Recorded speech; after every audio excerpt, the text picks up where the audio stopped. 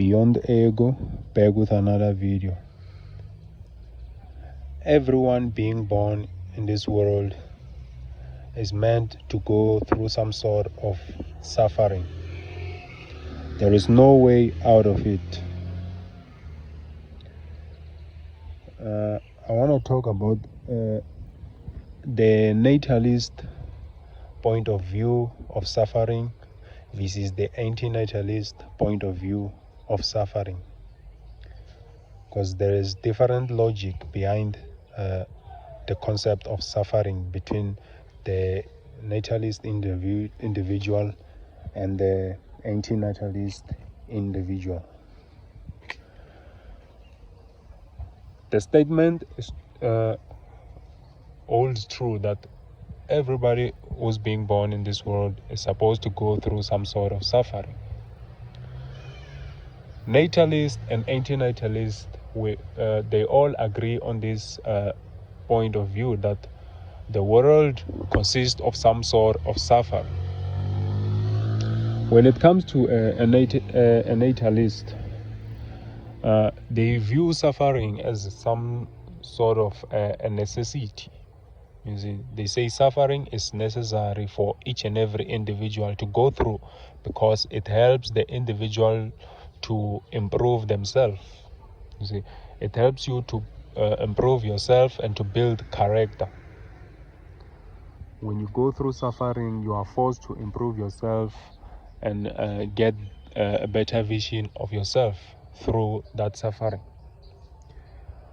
Well, although this type of thinking is correct, because you do need to go through some suffering to improve in this world, because everything in natalist view is based upon what's happening in reality in this world, and which from an antinatalist point of view, they cannot disagree with such, because that's the way of life. You see, it's the way of life. After suffering, you have to improve yourself. But then an anti-natalist will view suffering to in this different logic, which involves, like, if you suffer, you see, you suffer, then you can improve yourself. But then that improving of oneself is not necessary for those who are not born. You see, for those who are not born, for those who don't exist in this world, they don't have to go through that suffering in order to improve themselves, because they know, you see, the anti-natalists, they know that the improving of oneself, or the things that we do in this world to improve ourselves, they are not necessarily mean anything in the big scale of things. Now, what do I mean by this? I mean, like, you can suffer, right? You can suffer and get all and get to improve yourself and get all the things necessary to survive in this world. But at the end of the day, it's all pointless, because you eventually gonna lose all those things you get, right? Well, a natalist may say this is a nihilist point of view, because if you have a nihilist mindset, it means you are a defeatist. You see, you're defeated.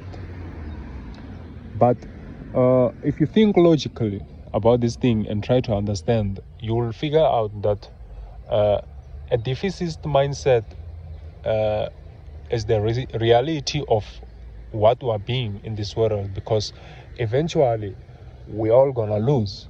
You see, a normal natalist person don't want to talk about this stuff because I don't know, it goes against their psyche of wanting to improve themselves and wanting to survive. But we do try to survive and try to improve ourselves, but eventually we're all gonna die. That's the fact, you see. So all those improving, all those ups and downs that you go through when you're suffering in order to improve, they are all unnecessary. You see, they are all unnecessary because you are only suffering for pointless reasons. You see, I'm not saying as an individual, as you exist in this world, you can avoid this. You cannot actually avoid this, because once you are inside the game, you are forced to play the game by the rules of the games. The rules of the games which were already predetermined before you even exist, which involves suffering in order to improve yourself. But with the logic of an anti-natalist, you understand that, okay, so if I wasn't born, right, it means I wasn't supposed to be going through this suffering to improve myself for some pointless reasons. So if I know that I'm suffering and trying to improve myself for some pointless reason, why should I reproduce? Logically, that's correct. Why should you reproduce someone to go through suffering for some pointless reason? You see, it's not good, because suffering is not good. Suffering is painful.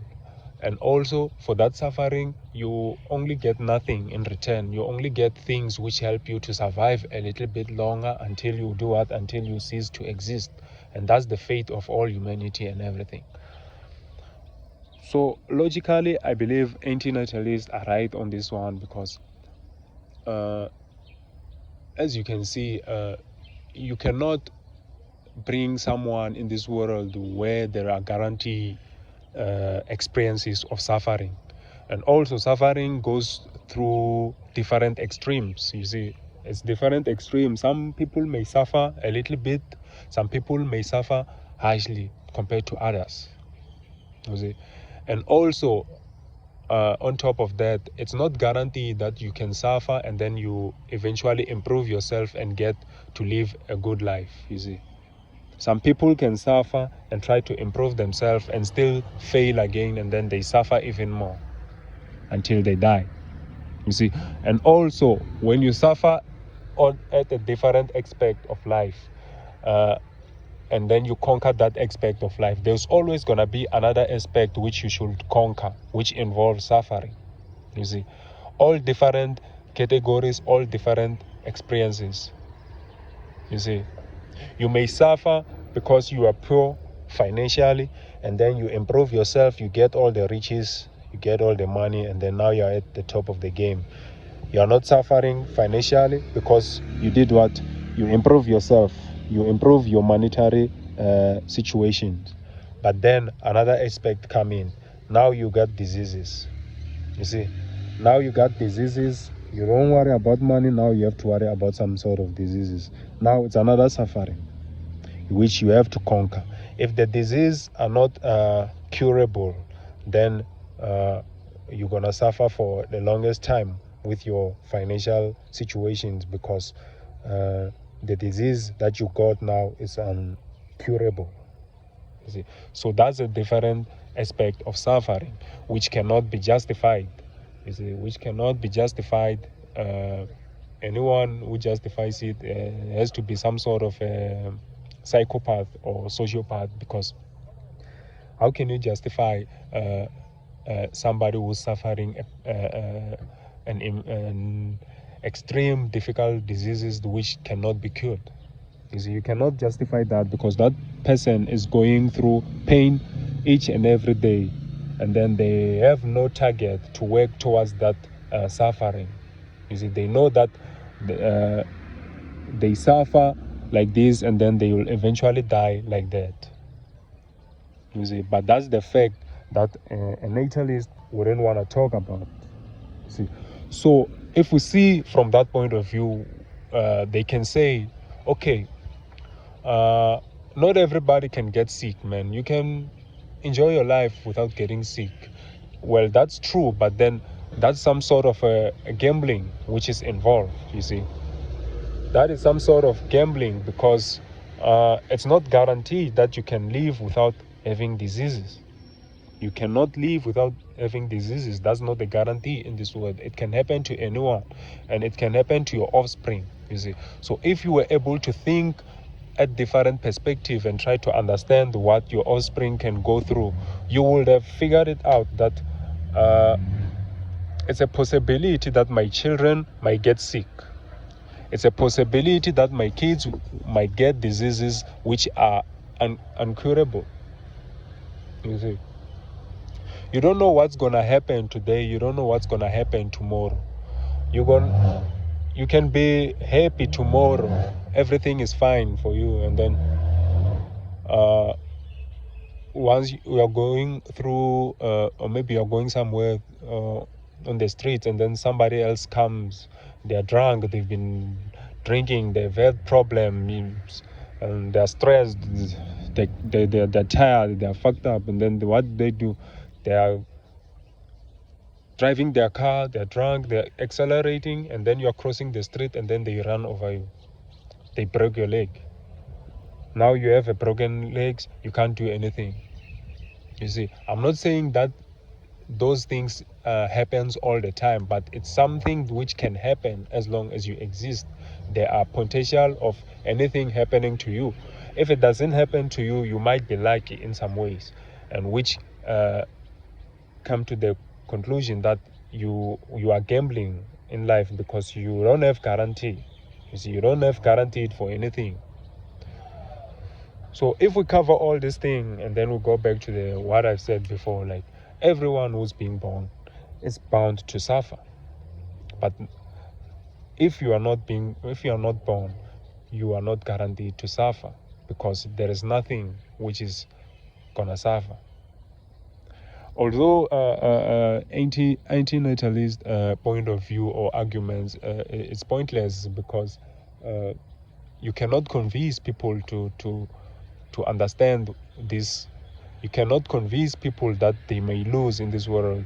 You cannot convince people that they are gambling, because reproducing is part of the individual instinct.